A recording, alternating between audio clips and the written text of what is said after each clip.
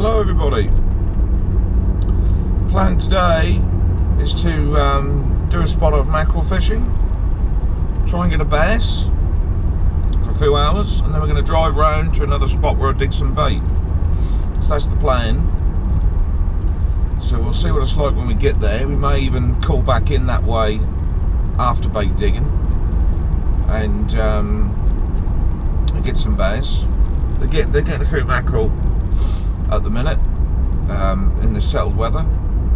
So the bass usually aren't very big, but you know, we'll give it a go. Good fun on little spinners and little sort of Maria chasers and things like that. So we'll give it a go.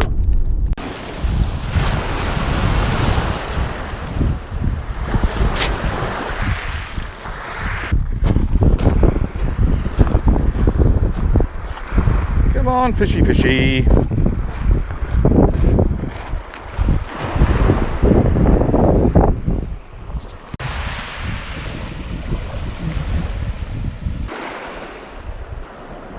Obviously not crazily casting with it, but just flicking it out with the wind behind us, and that's going, I don't know how far that's going. That's plenty far enough. Fishing for plugs for bass. So we just, you know, sort of, it's a little reel, it's a little 2,500 reel, so it looks like I'm retrieving them quickly, but it's actually not such that fast a retrieve rate. The best thing to do is just to check the speed of the lure as you're bringing it into where you can see it and so fast it's moving. You don't want it too slow, but you don't want it too fast either. You want to sort of try and get the balance of the lure where it's sort of wobbling the most, you know. And what you want to do, you don't want to keep casting in the same spot. You want to just keep mixing up your casts.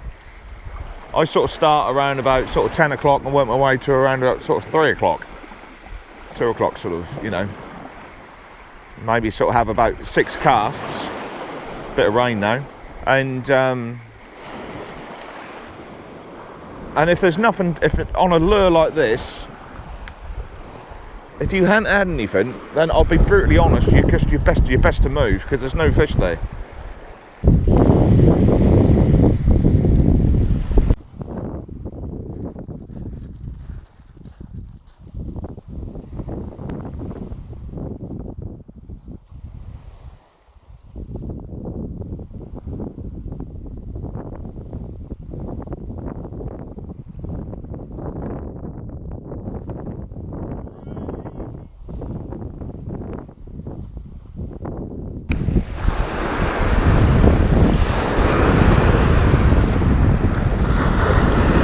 This weed,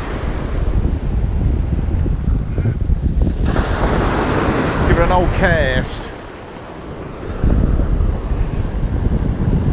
24 gram silver Tyser.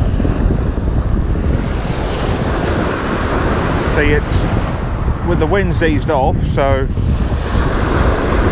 it's got a little bit clearer out there, so I just want something with a little bit more distance than the 20 gram Maria chase. So we're just gone to a straight, like a Toby lure,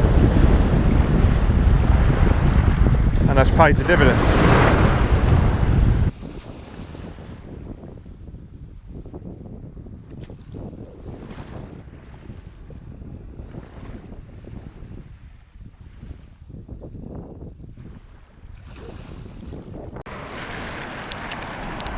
Joe.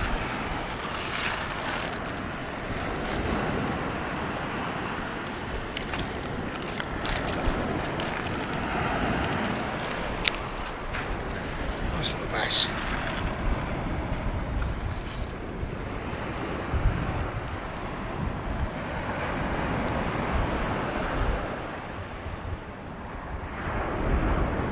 Nice little bass. Dee dee dee.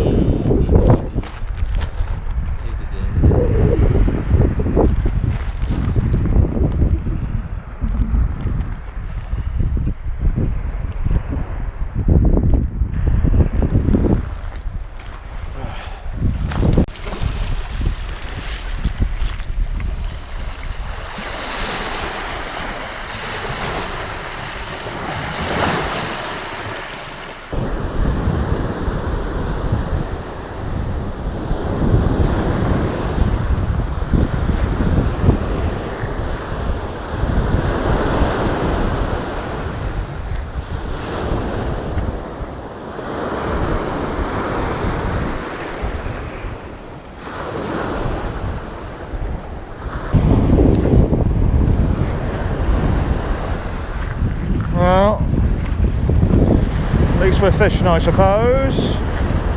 Look at that, chocolate soup, look. Needed some bait. I shouldn't have chucked that lugworm away. Dear, oh dear, oh dear. It's just got churned up. So we'll just fish this. Have a little go with the Maria chase. Just, you never know. Do with a bit of sun out really, just to catch the body of the lure. You never know. You just got to be in it to win it. That's as simple as that. Nothing more. In it to win it. Maria chase foot. Chase SW. Little 7-foot rod, little 7'6" rod. Look. Braid shock leader. So we're just gonna have a few casts. I'm just gonna retrieve this in.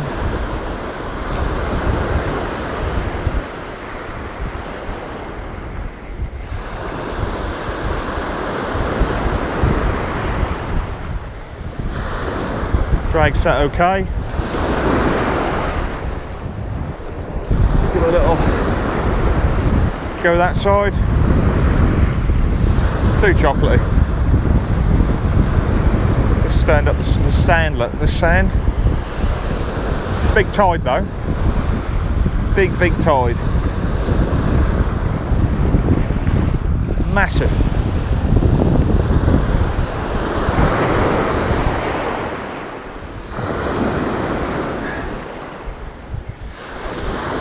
Pops of weed out there. Hope we don't run into one of them. You never know. You can be murky, but the water can be clearer further down. I still think there's a good foot. Yeah, see, it's good. You can still see the lure working quite vigorously on the top of the surface there. So you never know, mate. You never know.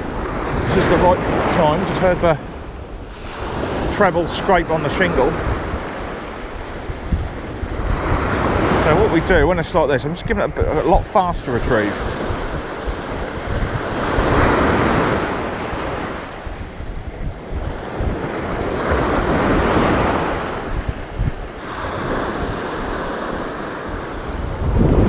It's always nice to have a different outfit to use. So if something's not working or it's too heavy, you can just switch over to something a bit lighter.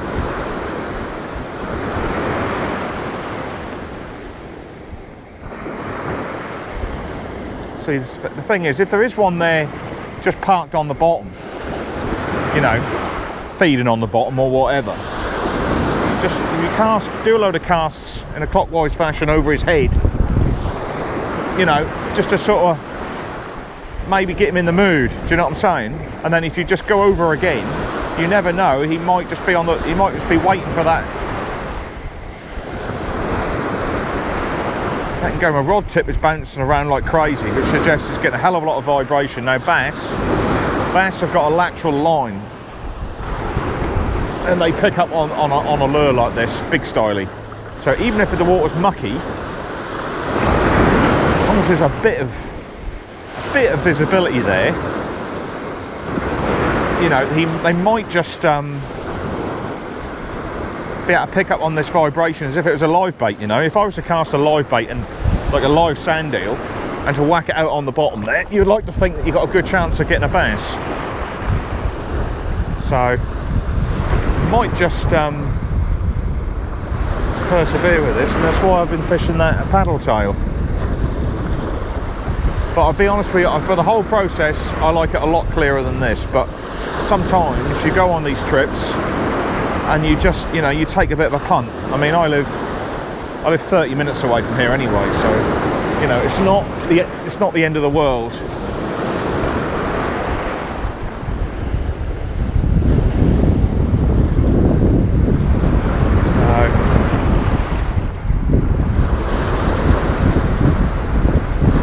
wind knot, there you go. There's the dreaded wind knot, look. And that's on the leader. That's why I use braid. Sorry, that's why I use monofilament when spinning. It's because you can get wind knots. Braid is nice to use, but very difficult to control. I find you don't get so many wind knots with using a multiplier. there's anyone out there good using fishing lures with multipliers, you don't get so many wind knots like that, but fucking fixed spool, fucking nightmare. Absolute nightmare. So we're not, good thing about this lure, really am sort of pinging it around. Hello, we've got caught around there. And even if you stop retrieving, the lure don't sink to the bottom and get tanked. If you're fishing over a rocky bed, I wouldn't sink right to the bottom. So yeah, so it's a little frustrating, but see, with a bit of braid shock leader, it just stiffens it up a bit, so when you cast you get a bit more compression in your rod versus the mono. Do you know what I'm saying? So it's a good, that's £25. This, at the end of the day, I won't be able to whack it. I mean, fishing £8 monofilament, so you can see what I'm saying. In order to whack it, you might get away with it at food casts, but you've got your wrist busting your lure off, and your lure costs 20 quid. So, you know, it's well,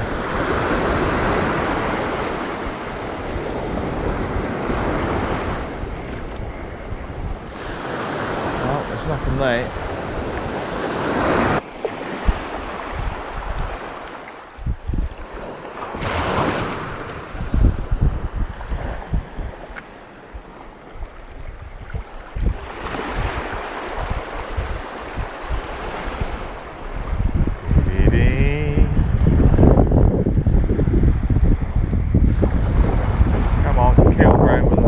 Figure bass.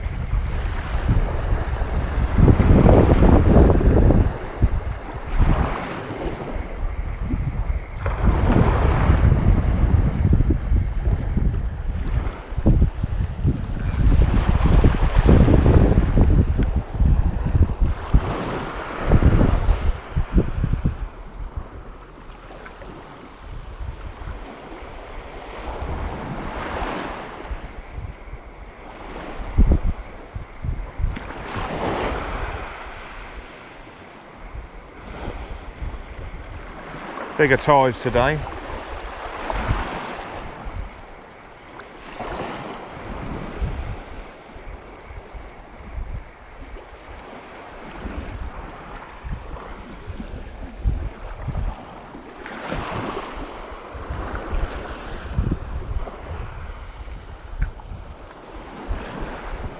Just keep mixing it up.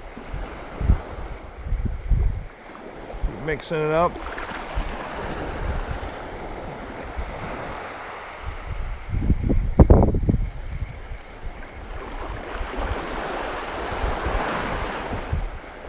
Wait for that lock up. Nice action on the rod tip.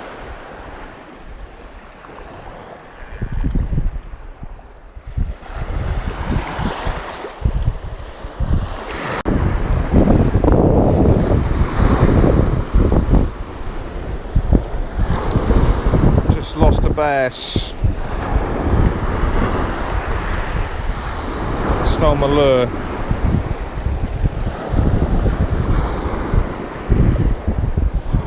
So we're in the dumps. We're down in the dumps. A good bass found the way for him to tackle.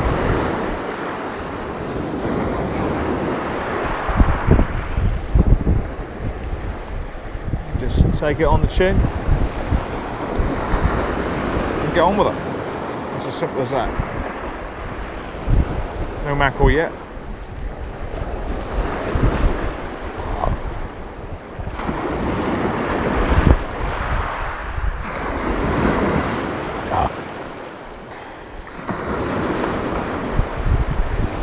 Plenty of weed. That's right, you can cast it like that.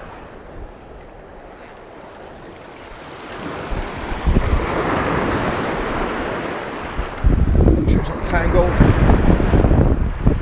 And goes.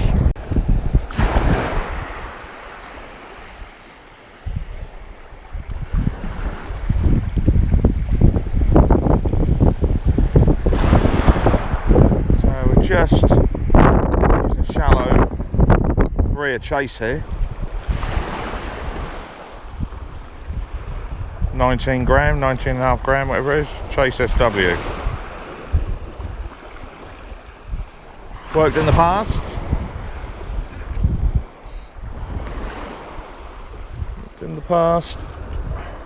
Wind over the shoulder, so it's going a mile.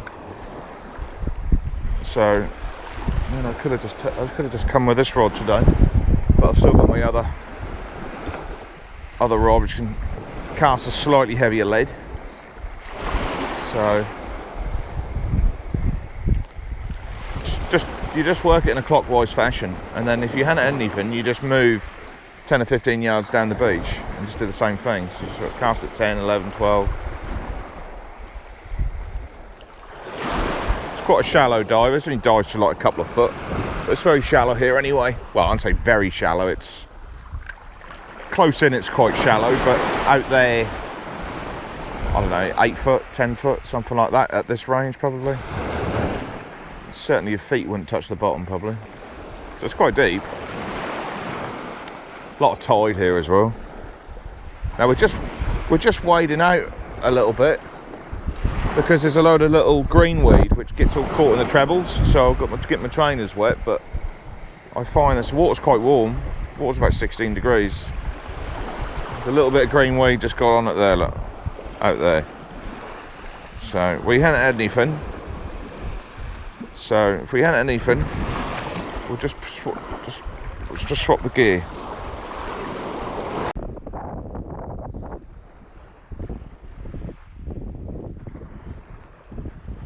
Cast.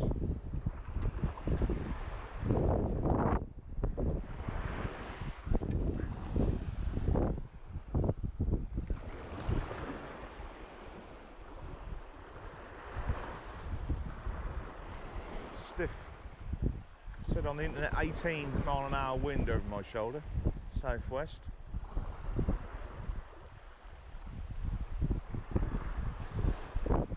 Flattens the sea out, keeps it clear.